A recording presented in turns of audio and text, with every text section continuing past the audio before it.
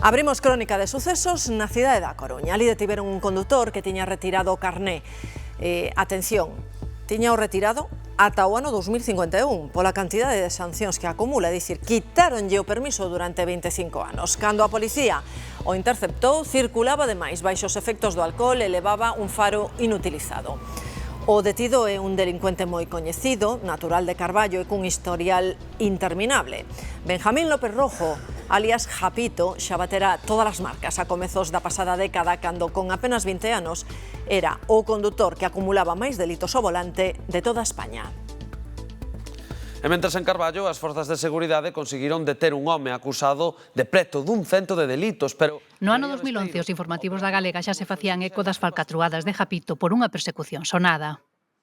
Pois sí, porque para poder deter a Benjamín López alcumado Japito tiveron que mobilizar a patrullas de 4 concellos. Detrás del saíron axentes da Garda Civil de Carballo, da Laracha, de Vimianzo, de Malpica, a Policía Local da Vila e mesmo un helicóptero. A persecución rematou nesta casa no barrio do Sisto.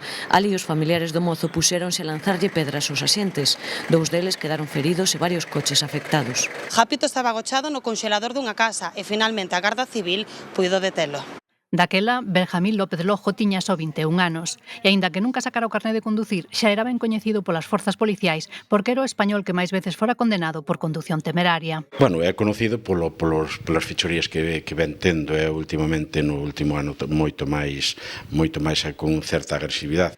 Desde entón, Japito pasou varios anos na cadea e tamén volveu pasar unha e outra vez polos xulgados e os calabozos policiais, porque aos seus 35 anos, como evidencia a nova detención destes días, a condución temeraria